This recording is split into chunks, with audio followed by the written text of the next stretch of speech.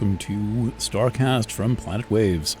My name is Eric Francis Compolino, your friendly neighborhood astrologer, here with the edition for October 17, 2024. This goes with the weekly horoscope on Planet Waves and an article about where things are at right now. I plan to elaborate a bit and fill in some of the details that I did not get to in the article. That material, by the way, is available at planetwaves.eu. That is the Planet Waves Substack, in case you're listening on some podcasting channel on another planet, someplace far away. The full moon passed by this morning, a little bit past 7 o'clock, and it was quite an interesting pattern. I read this chart a while ago. Because I'm so far ahead on the horoscope, I'm not having to stay up to the minute on like everything in its moment. So what I've been doing is actually writing the annual edition, but I'll get to that in a second. This full moon chart is a very exciting pattern because it has this sense of pushing issues to the front that have been avoided previously. By issues, I mean matters in relationships, particularly dyadic, two people partnerships, some of which are monogamous, some of which are not. But dyadic is dyadic in its own way, right? Regardless of whoever else may be involved, the quality of relating between two people is an essential thing to kind of feel your way through and understand. And the full moon exactly traced, the full moon's in opposition, and it exactly traced another opposition to the degree across the Libra Aries, which is Juno, the marriage asteroid, and Eris, this influence that is best summarized as disruptive, tribalizing, potentially disembodying, and can also work quite covertly. It tends to be a bit stealthy. And so when you look at an influence like something that seems to demand stability and to insist on propriety and to be filled with righteous indignation, this is another property that Hera, Juno, the Romanized version of Hera, had. Always entitled to be in a rage, and always entitled to take that rage out on others. The stories, particularly of Hera, are somewhat daunting, and you realize you don't really want to mess with her or anybody who embodies her archetype. But here we have now the sun in a conjunction to Juno, so bringing out the solar nature or the Juno nature of the sun, and then this is opposite Eris, and the moon came right through and lit that whole thing up. So my question is, what has been going on in your relationships? You can type it into the comments, or you can write to me, efc@planetwaves.net. I will send you a quick reply if I see it. As far as I know, you can also reply to Substack emails or Planet Waves emails. And that will find its way to me. What has this been about? I'm not really in contact with any of these dyadic pairs to know the inside details. You never really know the inside details. But the question I have is, what came to a head, and what impasse have you worked out? Now, Mars is at 90 degrees to this. Mars, slow and powerful, approaching retrograde in Leo, not Virgo, as I said in the Libra reading, by the way. I will be issuing a correction and a partial reread of that chart. But this full moon is also at 90 degrees to Mars. That is exciting. And this is also saying, okay, where is the anger in the situation, and what is the provocation to action? That's a square, particularly a square to Mars. And what is being held internally that is difficult to process internally and therefore must be projected outward? And also, what are you going back and forth on? There may be a scenario where things look one way from one viewpoint and another way from another viewpoint, and you work on it that way, then you're back to the other one, then you're back to the other one. I would be asking, in light of this pattern, what are you dealing with in the way of old expectations of what you were told relationships should be, or that your relationship should be? We were all filled with all kinds of propaganda about the two adorable old people walking on the boardwalk and our grandparents not necessarily knowing very much about their relationships. But with Juno, the question is, in particular, what did your mother tell you would be the right person for you? My mother told me I should marry someone of a similar class and income in order to be happy, to not marry outside of my station in life. Now, what would that be? I had another friend, wise, a woman named Michelle, who I knew some time ago, who said, you would be, well, someone who was from a war zone, someone who was a former refugee would be well suited to be your partner. And I think there may be wisdom in both of those things. But I've thought about this for a long time. This was, Michelle told me this maybe in 92, I think. And my mom gave me her presentation on this. I don't know, I was probably a teenager. But what were you told, especially by your mother, about the person that you were supposed to marry? And does this in any way fit the characteristics of your first marital partner? I give a longer presentation on this in the very beginning of Planet Waves FM, right in the first half hour. And the question I ask in that is, when you check your own Juno in your chart. Now, if you have your chart, look, you're listening to me every week. You should have your chart. Go to astro.com or someplace and cast your chart, or get your chart set for me for $20, and you get a nice folder of beautiful stuff and articles and things like that. It's only $20. And it's signed by me, and it's really pretty cool. And you'll see where your Juno is. What is your Juno? House, sign, aspects. What's going on with your Juno? How does it describe your relationships? This is basic stuff that astrology can do for you, that gives you a sounding board. Astrology does not necessarily predict things, but it gives you a place to start the conversation. Anyway, moving along, Mars is about to square Eris. Mars will be square Eris through the weekend. Mars, again, moving slow and powerful, about to go retrograde. So we have Mars moving probably at this point well under half a degree per day. And this is going to be a Mars-Eris square. There is definitely some tension in there. There is the tension between overt statement of one's sentiments and covert statement of one's sentiments. And so that may be kind of the push me, pull you, is like, should I say this, or should I just take action in some way and not say anything? Me, being from the Gestalt therapy school of thought, it's always, generally, I think it's better to live a life of radical honesty and not be entrapped in your own, I don't know.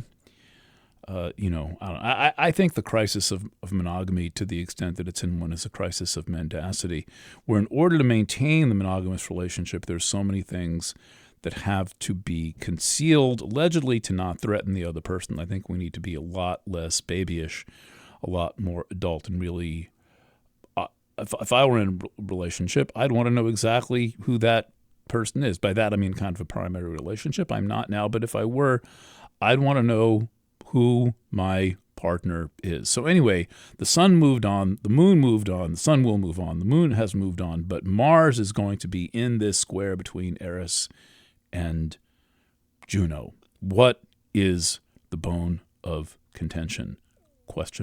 All right, a couple of other things going on in this chart, and it is a juicy one.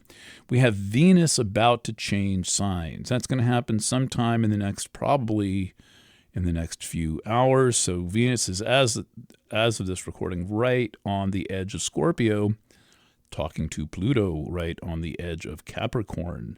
Pluto stationed direct on the 11th. That would be about a little bit less than a week ago, about 6 days ago. Pluto stationed direct and is now heading for Aquarius, where it arrives in mid-November to stay for 20 years. That's a long time.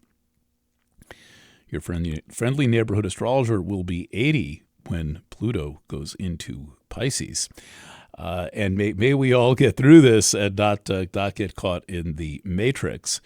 I'll have a lot to say about that in the annual edition, for which I'm about to give a pitch at the end of this reading. All right, a few more exciting things. Mars is not just talking to Eris and to Juno. Mars is also talking to Uranus. It's going to make a sextile 60 degrees and 60 degrees to Vesta. So this is an interesting arrangement, because with Uranus we have this impetuous quality, and with Vesta a very cautious, careful, and reserved quality. Mars splitting the difference. And I think this is a question of knowing what you want, such that when the opportunity arises to have something, you can decide based on whether it is what you want or what you don't want. So it's good to know that in advance. I'm looking for one of those. I'm looking for a sterling silver tea set. And you always have that in mind. And then, when you're rummaging around on Saturday morning at yard sales and you see a sterling silver tea set, you know that's what you want. And then you maybe can get it. So anyway, Mars still talking to Chiron in that square. Don't have too much integrity. Be careful. Make sure you have just the right amount and mix it with flexibility. Mars square Eris. Mars sextile 60 degrees to Uranus, pushing that impetuosity. But then Mars sextile Vesta, a kind of careful, cautious reserve.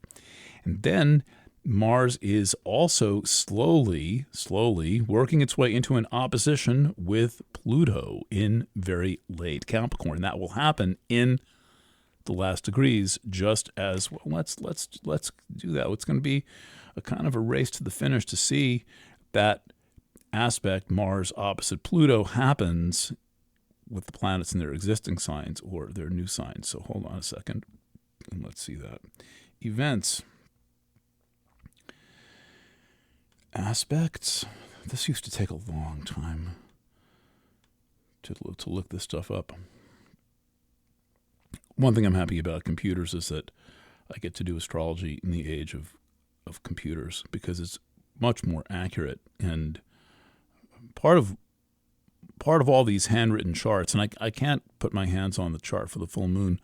It's in my folder somewhere, but why I do all these handwritten charts is I really want to make them my own and give you something beautiful and personal to look at. All right, so the Mars opposition to Pluto happens in Cancer Capricorn. Mars, the last big thing that happens to Pluto before it enters Aquarius is that Mars makes an opposition, and we get a kind of a last hurrah of Pluto in Capricorn, which all of this is. By the way, my suggestion with Pluto in Capricorn in these final weeks now, we're down to about the last month of Pluto in Capricorn, wrap up business that you may have with the government or your family. You have a kind of jubilee moment here where you can basically comply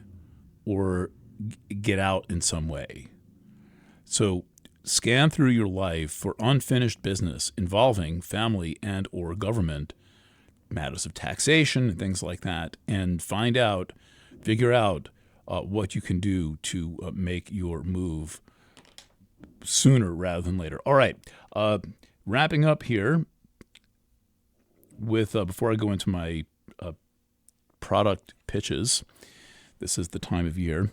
October 22nd, the sun goes into Scorpio, of course. That is on Tuesday.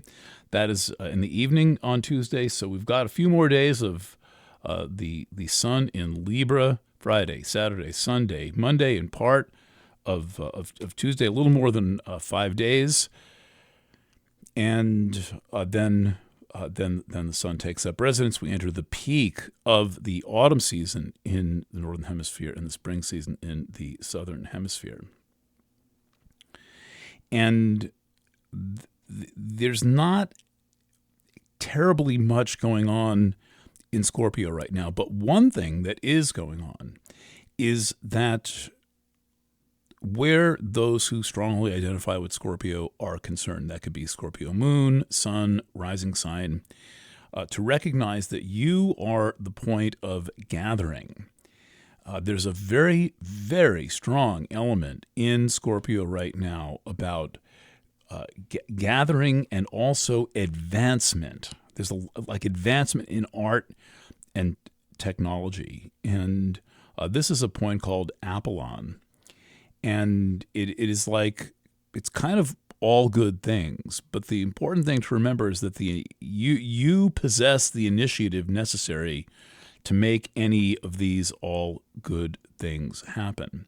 Now, there's another form of group leadership emphasis as Pluto enters Aquarius. This is a lot about family leadership for Scorpio. I'll be getting into these things in the Scorpio reading. But anyway, just a heads up, the sun enters water sign Scorpio on 10/22. We water sign people really like when things are in the water signs, and it's this planet is it's getting hot. It's getting too dry in some places and too wet in some places, but spiritually we all benefit from the feeling and emotional capacity of the water signs, especially in the digital environment. I mean, this is really the main environment that we are in, and the digital environment is so depleting of feelings and of aesthetic senses and of sensory cravings and sensory desire. I mean, these screens seem to offer and provide so much in the way of environment, but then it's like, well, okay, I go downstairs. Let's say I just went downstairs to deliver tomato sauce to Dominic's Cafe, and I met these people with a 1-year-old Irish setter puppy, and they were among the types who didn't mind if I had a mutual nibbling session with their absolutely beautiful canine critter and get slobbered on, and furthermore talk about the need to not inject your critter full of all these poisons. 10 more here. We'll give you 11 on this day, and we'll come back next week and give you 5 more. It's all complete bullshit. That was great fun. I met some people, and this is the sensory world. It's a very important world of human interaction, random human interaction. And it's partly my Aquarius moon nature, and it's also partly my watery nature that I think lead me in those directions, apart from just being who I am. All right, let me tell you a bit about what I'm doing these days. Over the past 2 weeks, I wrote a book called The Awa. There's a bit of a joke in there, but it's a shortening of The Awakening.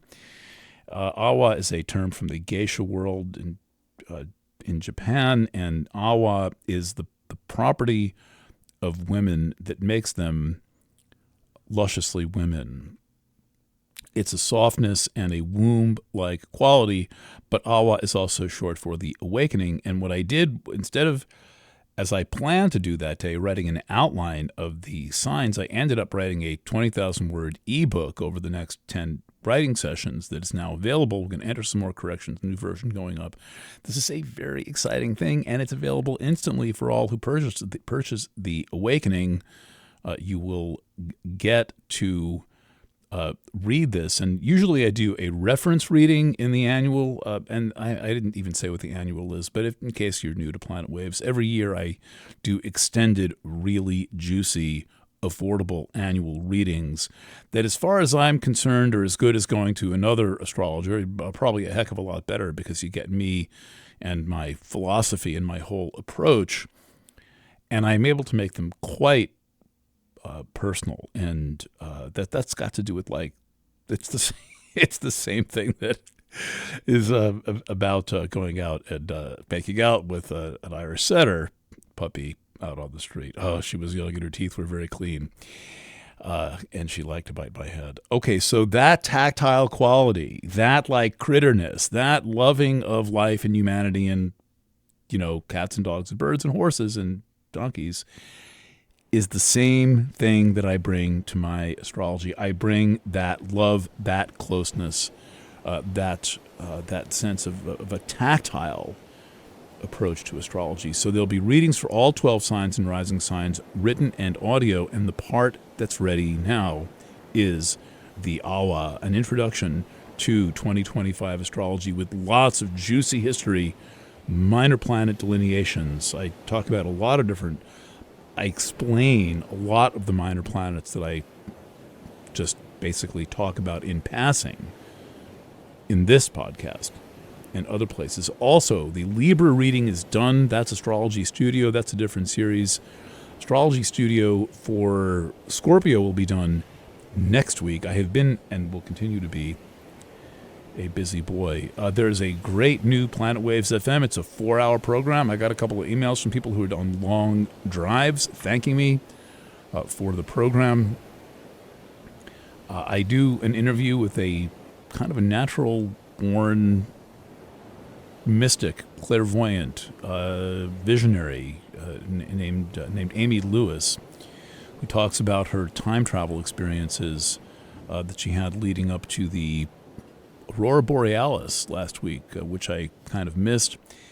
And then I interview Janice Fiamengo, a men's advocate and, let's say, deconstructionist of feminist theory. And we look at the actual history of 19th century feminism, particularly the Seneca Falls Convention of July 1848 and what was said at that convention. And we fact check this. This is a classic edition of Planet Waves FM, available at planetwaves.fm or planetwaves.org. If you're listening on one of the remote channels, this podcast is part of the Planet Waves project. Home base, planetwaves.net. Thank you for listening. Have a wonderful weekend.